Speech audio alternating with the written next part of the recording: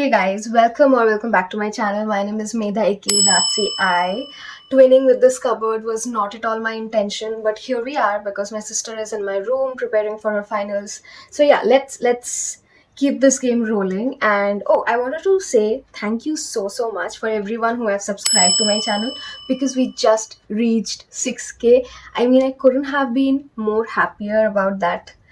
But yeah, thank you so much. And you guys have also voted. I just put a vote on my channel where I asked whether you want to see vlogs or Gyan, and you guys voted that you want to see both. So that is why I'm making this video. And the topic for this video is a comment which I'm seeing a lot on my channel recently, especially on the XLRI videos which I made, that how do you pay so much fee? Like, I will talk about it. But before that, I want to give a disclaimer. I have also received a lot of comments from you guys where you guys basically want me to stick to only MBA prep.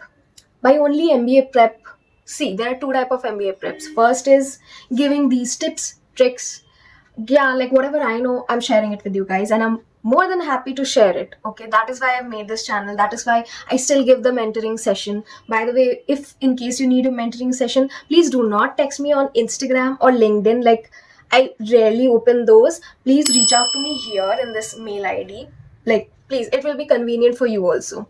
But yeah, some of you guys only want me to make MBA related content, like how to prep for DILR or how to clear the sectional cutoff. Like, that is a very niche MBA topic, and I'm sorry I cannot make those kind of videos because that is something that does not resonate with me. I mean, I can give a generic Gyan because I feel like that will be benefiting more people rather than me just saying how to clear a sectional cutoff. And I don't consider myself a teacher who will sit with you and show you how to solve, I mean, circular arrangements or something like that sort. So even in my mentoring session, I mention it explicitly, like, hey, do not come to me with the expectation that I'm going to sit with you and make you solve questions. I am going to give you the strategy, tips, tricks, how to build your profile, career, CV, things like that, like the holistic development thing, and not very specific. So on my channels also, I have decided that on Tuesdays I will give Gyan. It can be MBA Gyan or it can be a life Gyan. And by life Gyan, I mean how to develop your personality, how to develop your CV, things like that, so that multiple people can benefit from it. And on Fridays, I will be making my vlogs. The vlogs are not stopping because my life is too interesting to not document and share it with you guys. So yeah, that was just one thing I want to put it out there, make it clear, so that I don't receive more people commenting, hey, do this, do that. I mean, I definitely appreciate you giving me ideas, but I have seen people becoming very aggressive if I'm not making a video on their ideas. So yeah, please don't do that. Would appreciate it. And yeah, sorry for the rant, but let's start with the actual video. So yeah, the topic for today is how do you take a loan? If it is worth taking a loan, how do you proceed with it? What about the finances? Is it even worth taking a loan? And all these questions are from you guys.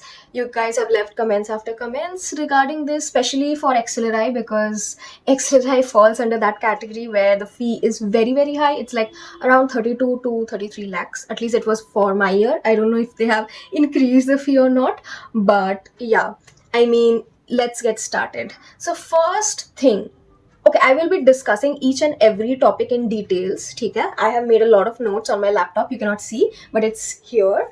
So first, let us understand what are the different colleges are there. So I will be bifurcating all the MBA colleges into 4 categories: Tier 0, Tier 1, Tier 2, and Tier 3. Tier 0 category would be colleges like SPGen, XLRI, ABC.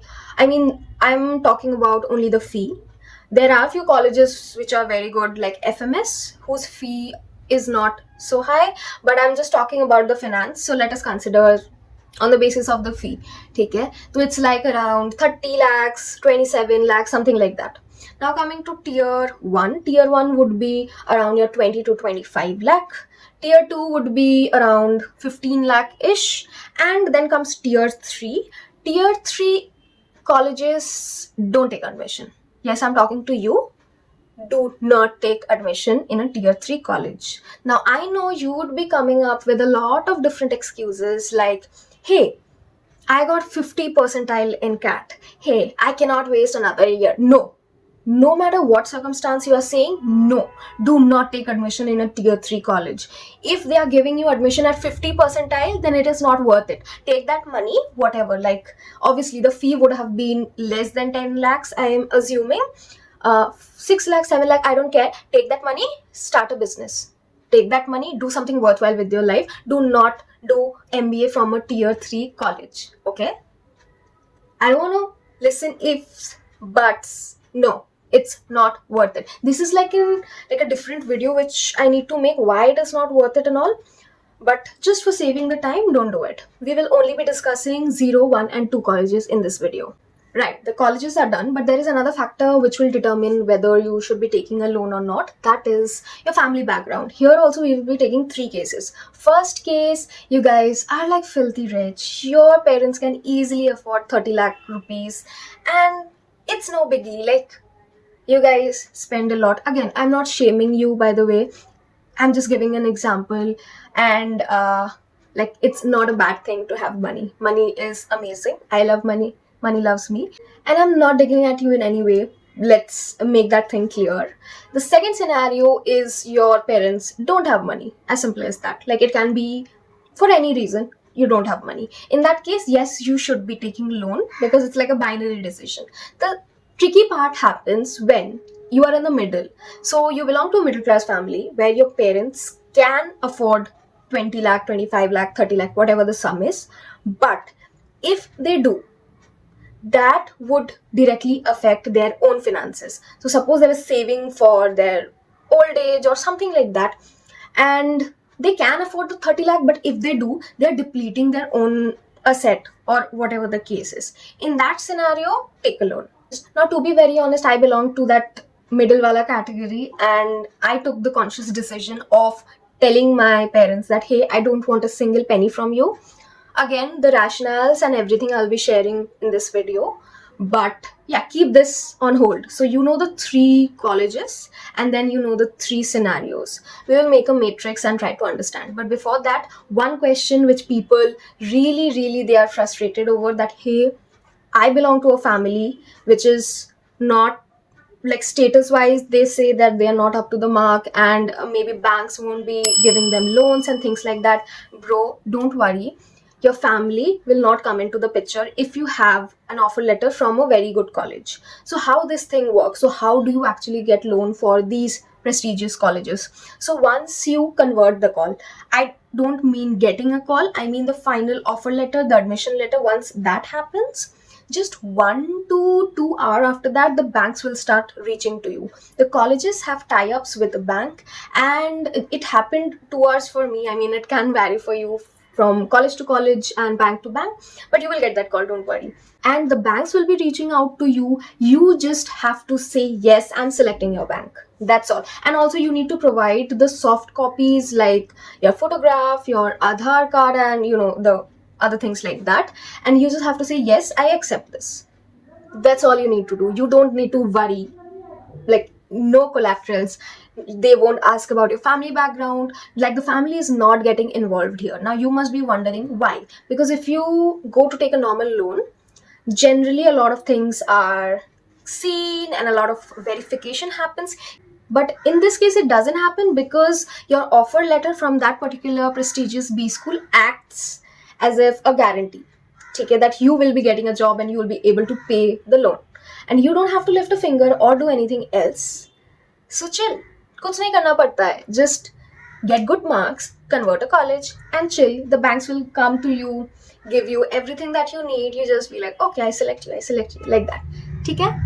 Now, this part of the video actually talks about why do I say that even if your parents can afford or you have the money, you should ideally be taking loan. First reason is the loans that you get after, I mean, when it's a tie-up with your college and the bank, the loan rates are very low. For example, like I will give you an example. In my year, I went, because I didn't know this, that the banks reach out to you. So I was like, okay, I need money, I need to go to the bank. So I went to a bank, I'm not naming that bank, and I asked, hey, I want some education loan, what are the rates?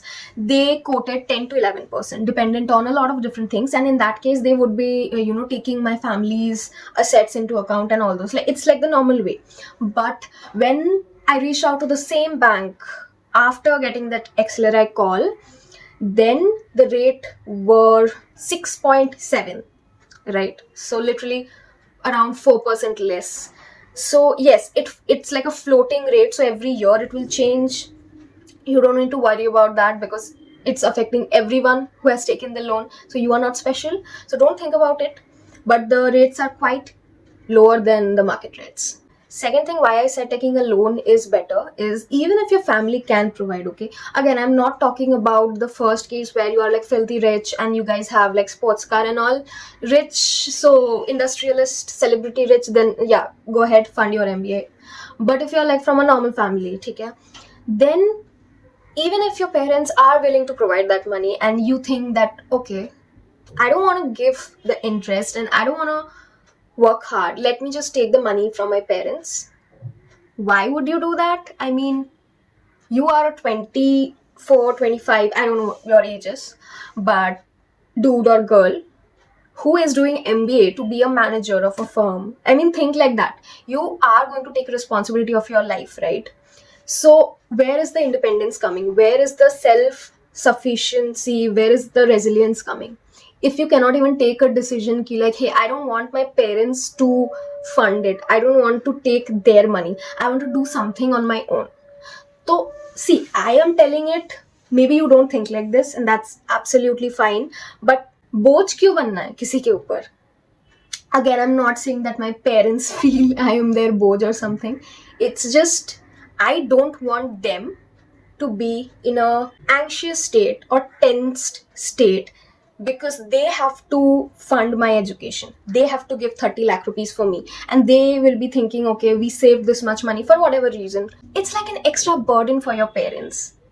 If you feel it's a burden, again, if comes, but I felt that and I had no intention to keep my parents waiting for 2 years for my placement where they will be anxious कि okay, कितना package लग रहा है, क्या लग रहा है, कब तक वो रिटर्न होगा, and it's like an extra pressure for me. I felt that. So I was like, hey, you have made me self-sufficient till this date, till my undergrad, and I am very happy. From now I am taking my own burden. You don't have to do anything. One thing I want to say here is there were few cases where people with a lot of work ex came in XLRI and they had a lot of money saved. So if you're funding from your own money, please do it. I'm just opposed of the fact that you are taking money from your parents. If you are giving the fee from your own saved up money, kudos to you. And there were people who had taken loan but they only sanctioned the 50% of the fee, so 50% they funded from their own savings and 50% they took a loan, so that still works in your favor, so you can do that. The fourth thing why taking a loan is good is it keeps you motivated, it keeps you on track that I need to work on my CV, I need to get the best placement out there, I need to do case com. It keeps you driven because you are not laid back, you are not like हाँ पैसा दिया है देखते हैं placement तो लग जाएगा, not like the mindset shifts.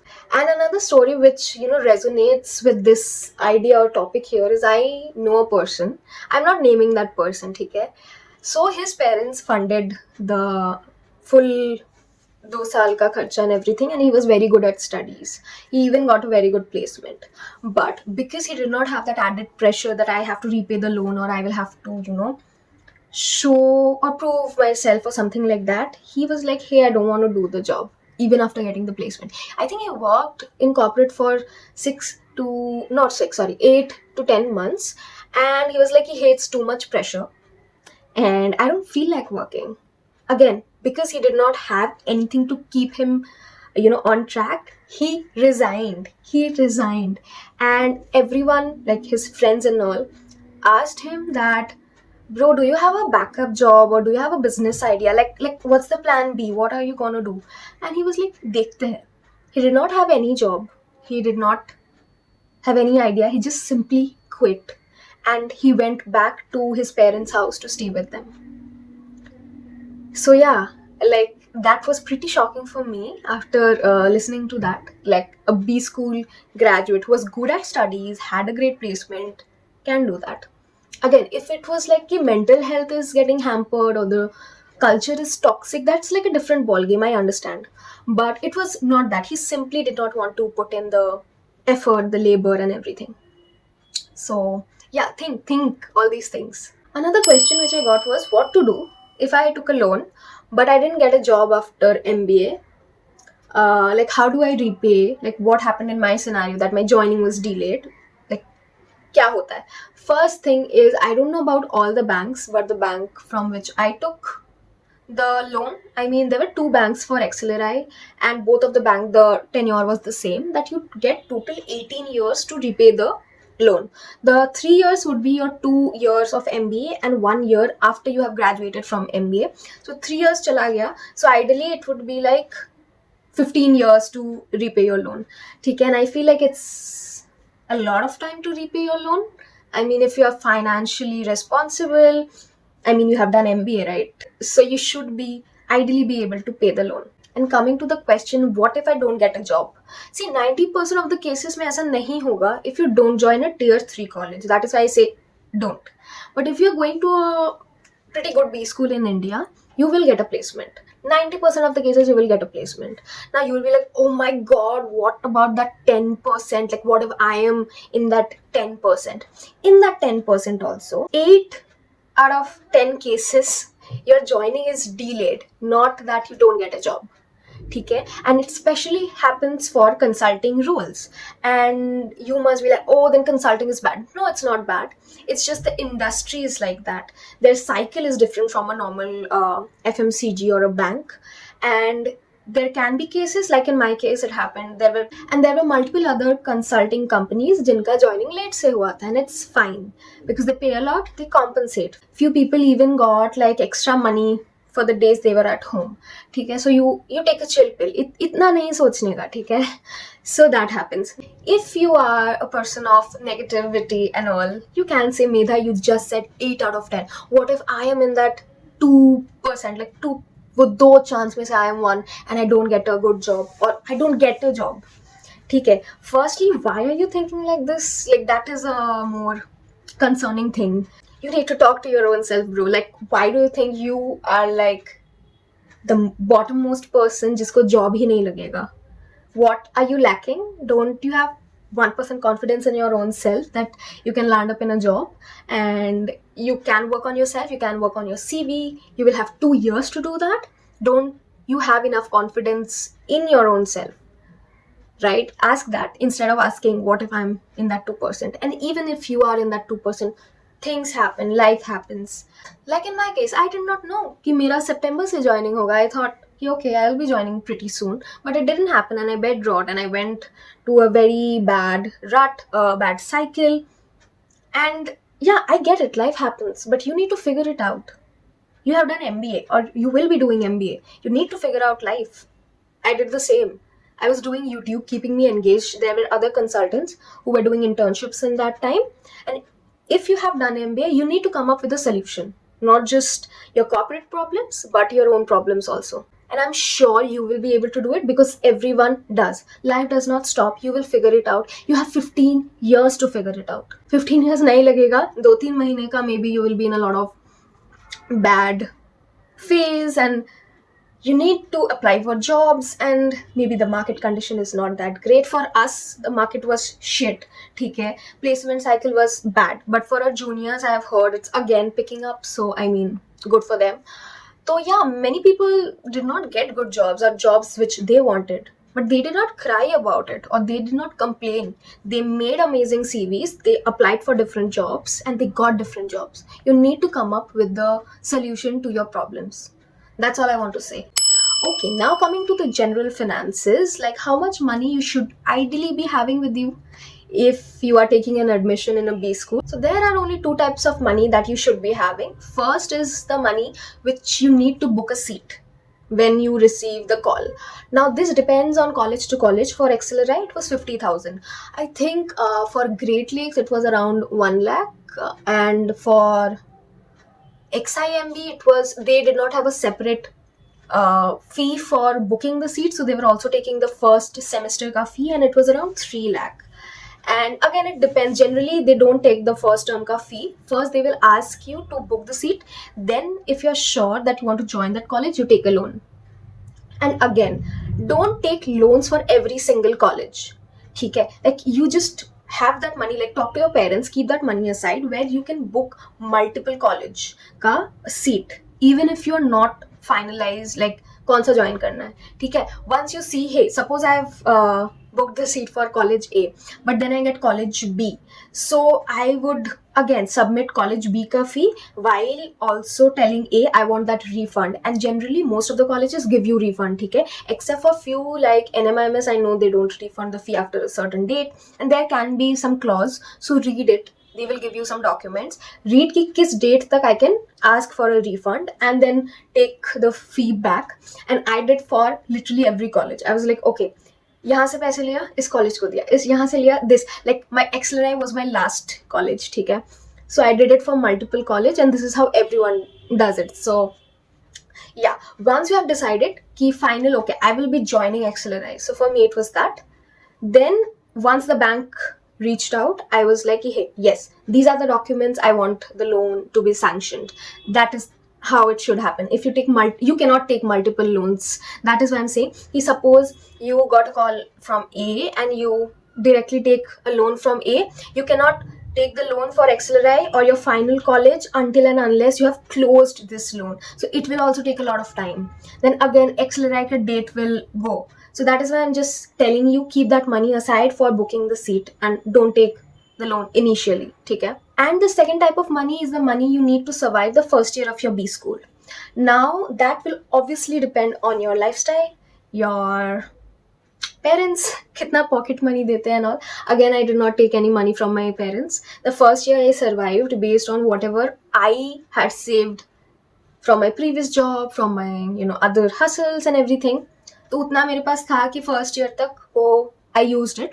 Then you do your internship, you get a lot of money from your internship, and that money you can use in your second year. ठीक है? So this is how the money thing works. And don't bother your parents so much. Try to self-finance, try to do case com, win those case coms. Just be financially responsible. That's all I want to say. Another thing which I want to point out about finance, like I have seen a lot of people in B school, because people are different. Different people come from different background, different regions. Their spending habits are different.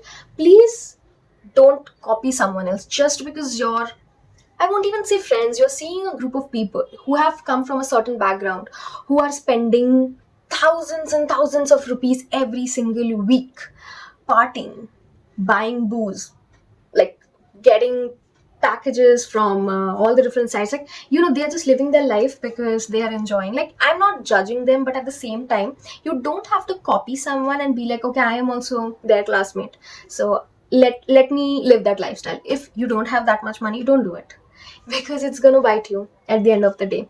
Be financially responsible. Also, one thing which I did reckless was I tried to do a lot of retail therapy during the first term, not first term, first two semester of XLRI, where I was like, okay, I have enough money and I know my internship's gonna, start at the end of the first year. So I want to spend a lot. I did a lot of retail therapy, again, because of my mental health and all. And I'm not proud of it, to be honest. That is why I want you guys to learn from me. Don't do that. I know environment change hota hai, bahut kuch change hota hai, and you feel like doing a lot of different stuff that you have not tried. But yeah, thoda sa self-awareness and responsibility is needed. Another thing which I did was I downloaded those budgeting apps, and I properly made, okay, this much I want to spend on this much I want to spend on this much for luxury, this much for eating out, and proper budgeting I did. And I think that really helped my second year of MBA, and because I was, well aware, okay, this is how much I should be spending and I can spend. Just because I have money in my bank doesn't mean I will have to splurge on myself. So yeah, that is one tip which I learned and I would like to give. So yeah, I think those were all the tips. Please do not take tension about loan, paisa kahan se aayega, what to do, how to do this, that. Just focus on converting the seat. That's all that you should be thinking about right now. Again, if you need help, reach out to me. If you don't need help, still fine. All the best, bro. Like, I just want you to win in life. Don't take stress. Don't think negatively. Don't be your own enemy. Have some confidence. Things do work out. Things will work out. And yeah, that was it. I think those were all the finance questions which I got. If you have any other query or any other questions, put it down. I will either make a specific video or compile all the questions and make another video. Like, I'll see what I need to do. And yeah, it's 5:35 right now. I have a mentoring call at 6, so I'll be wrapping this video. Yeah, see you guys in my next vlog or video or Gyaan. And yeah, all the very best. Bye.